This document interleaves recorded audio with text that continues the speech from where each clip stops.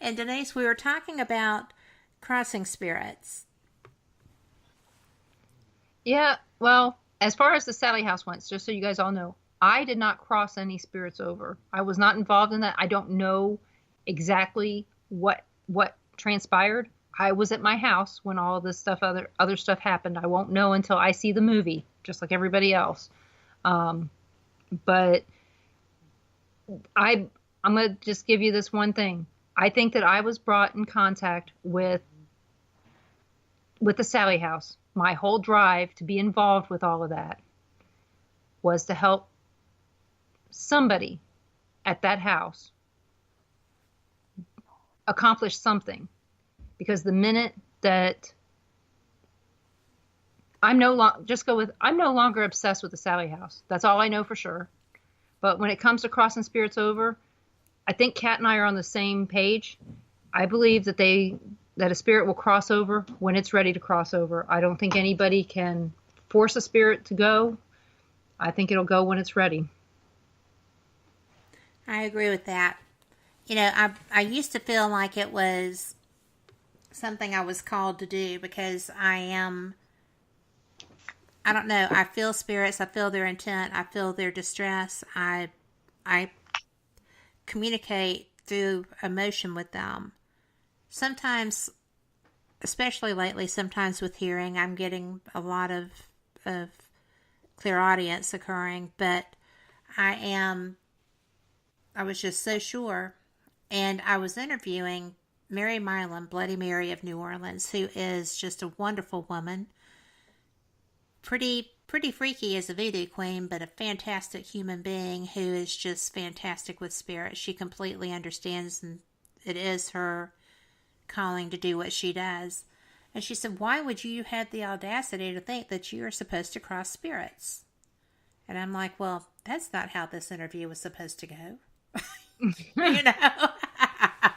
But in all reality, how was I that audacious? Because I've never died. I don't know what they're facing once they have crossed from the physical realm to the spiritual. And it's not my business.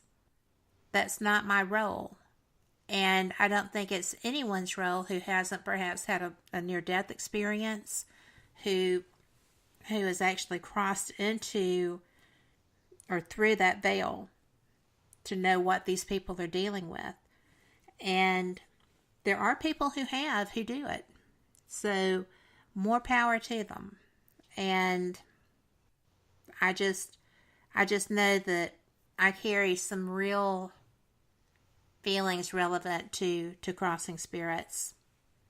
Because how do you know where you're sending them? Right, you don't. For one factor. So in my mind, I just believe that if a spirit's going to cross over, it has to want to first. You may be able to assist them if that's what they want to do, but you can't just assume that that's what they want to do. And so if you go into a place going, oh, I'm here at Trans-Allegheny Lunatic Asylum. All these spirits here need to cross over, and they need to cross over now. I have to help them all. Well, first of all, how do you know that they're all going to cross and that they're going to want to go? You don't know that. You know, this was an episode of Supernatural where they went and they captured all the ghosts to get the energy. But honestly, but how do you know that all the spirits are going to cross to where they need to go? You don't. So, like I said, I think Mary's right. It's not our job to help them cross over. It's our job to help them cross over if that's what they want to do. It's not our job to cross them over just blindly. Well, and you just, like you said, you know, when you walk into a location and you're aware of spirits, then I'm usually just honored that they're willing to share themselves with me. You know, it's not my place to boot them out, and I try to explain that. But we have a question in chat, and this is from Mars, and he said, can a spirit come back once they have crossed? What's your take on that? My mom's crossed over. She comes back all the time. So I have to say, yeah, I don't think that they come back and stay, but I think they can come back and visit. I agree with that. So, and, you know, because I know my dad crossed over pretty soon after he passed, and I think it's more of a, hey, you need me and I'm here right now. Absolutely it is. That has been my experience. And for people who are trying to get into the WBHM digital broadcasting chat, we have two.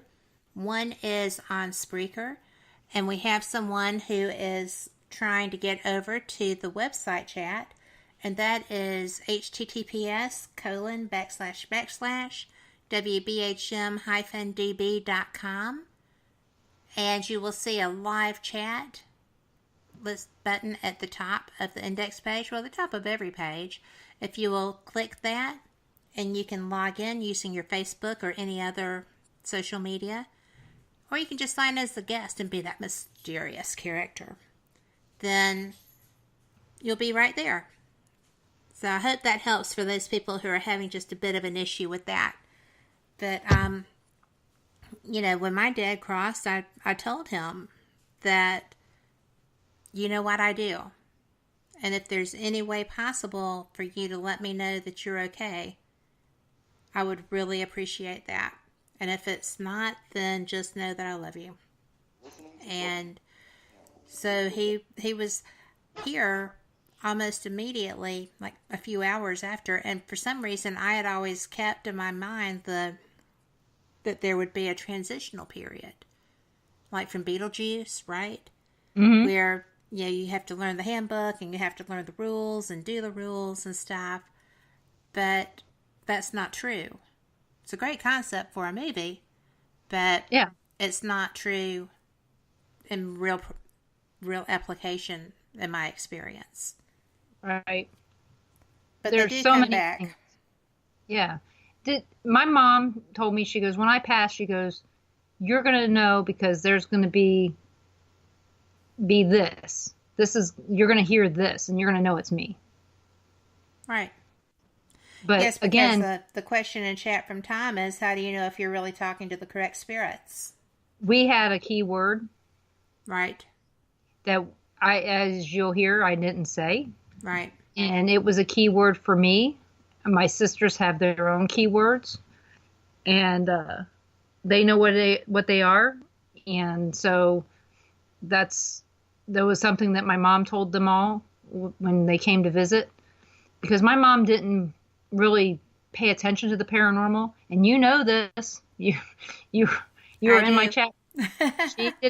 She did not go kindly into the paranormal. She had to go kind of kicking and screaming. And so until when she saw me on Ghost Adventures, that ended up being her, oh my goodness, I have to embrace this now. She really does. She really does. And she really can hear and talk to spirits. And she was excited as heck when I had my show at her house and things like that. And she was in chat. And as you know, she was in chat almost every show on the network. I do know. For weeks and weeks. So when she stopped showing up, of course, people knew that she was sick. But I love your mom. It took a long time for her to actually accept the paranormal, and my sisters too. And now they do. It's strange to be at a family event and half the talk is about paranormal. Well, what about when you were doing that live show from West Virginia? Yeah, Tennessee. Tennessee, well, basically West Virginia. Yeah. But, I mean, that was so cool because they were all so excited. Oh, yeah. We were all sitting in the living room of my great-grandparents' house doing a live broadcast with my mother's cousin. And I say he's my cousin, but he's my mother's cousin and his wife. And his nephew, who is also my cousin, but like twice removed, and his daughter, who's a cousin even further down the line, and her son, who's even further down the line of mine. And then my sister comes in with my two great nieces and my sister's boyfriend, and we'll leave him out.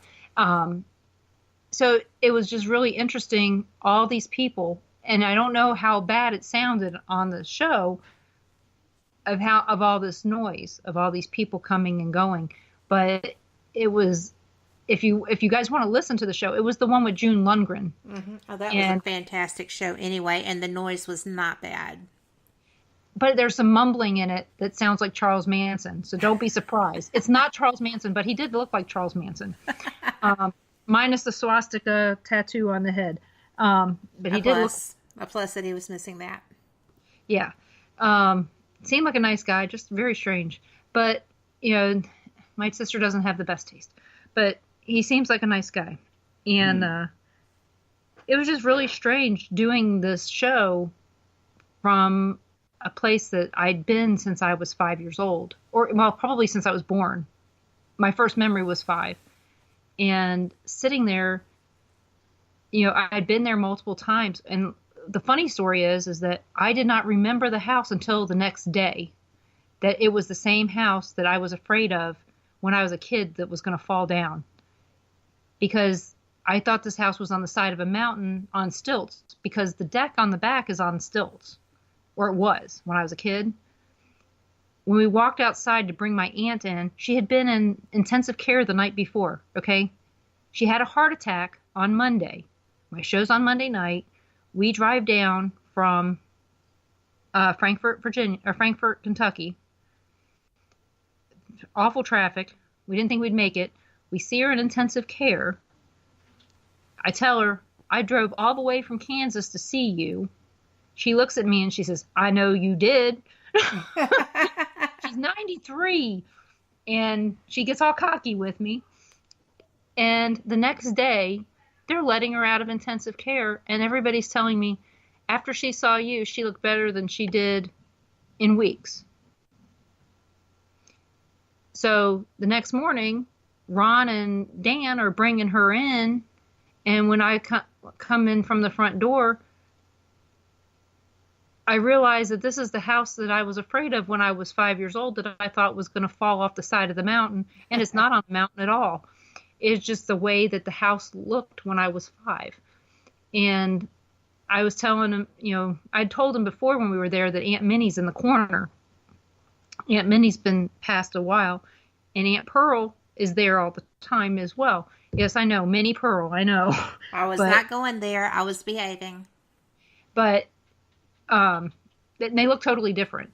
One's got dark hair and one's got blonde hair, but they're both there all the time. So it was just very strange spending the night in a house that my great grandparents built, that the night before I didn't remember sleeping in that house until the next day, as we're, right before we're leaving.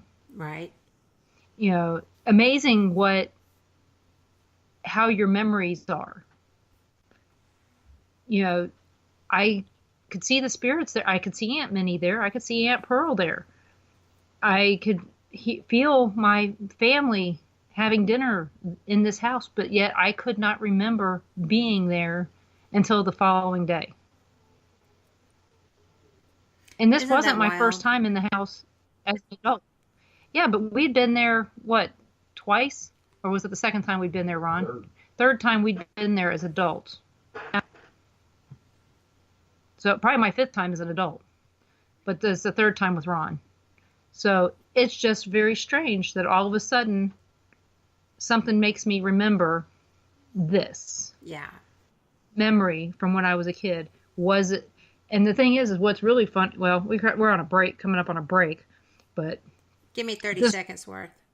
Well, this grandmother was one, if I cussed, I was getting spanked.